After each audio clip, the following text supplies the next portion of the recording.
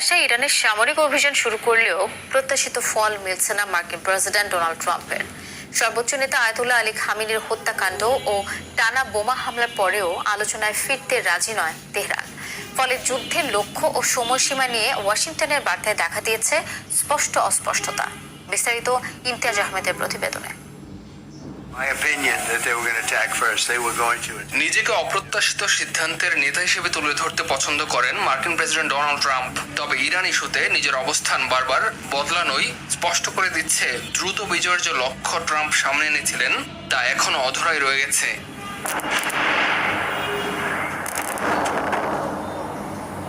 Ayatollah Ali খামেনিকে হত্যার পরেও Tehran তাৎক্ষণিক আলোচনায় ফেরার প্রস্তাব প্রত্যাখ্যান করেছে। বরং যুক্তরাষ্ট্রের সামরিক স্থাপনা ছাড়াও বেসামরিক এলাকায় হামলা জোরদার এবং হরমুজ প্রণালী দিয়ে চলাচলকারী জাহাজগুলোতে আঘাতের হুমকি দিয়ে নিজেদের প্রতিরোধ সক্ষমতার বার্তা দিচ্ছে ইরান।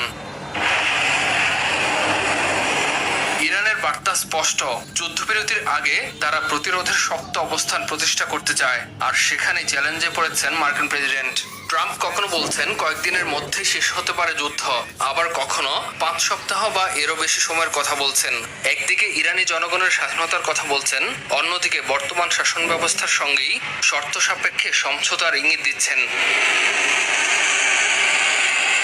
বিশ্লেষকরা বলছেন দীর্ঘমেয়াদী সংঘাতে জড়ানো রাজনৈতিক ঝুঁকি নিতে অনাগ্রহী ট্রাম্প। অতীতেও এমনটা দেখা গেছে। ইরান যুদ্ধ দীর্ঘায়িত হওয়া মানে আরও মার্কিন সেনা হতাহত, বৈশ্বিক অর্থনীতিতে অস্থিরতা এবং আঞ্চলিক মিত্রদের নিরাপত্তা ঝুঁকি। এটি এমন এক লড়াই যার পক্ষে মার্কিন জনমত শক্ত নয়।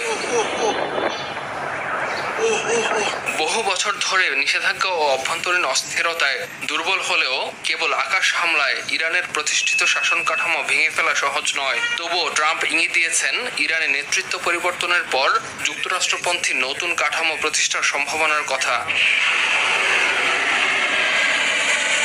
কিন্তু আপাতত তেহরান আলোচনায় ফিরছে না। প্রতিরোধ ক্ষমতা না দেখালে ভবিষ্যতে নতুন অজুহাতে আবারও হামলা হতে পারে বলেই আশঙ্কা ইরানের। ট্রাম্পের দ্রুত বিজয়ের প্রত্যাশা যত ক্ষীণ হচ্ছে ততই বেড়ে চলেছে অনিশ্চয়তা।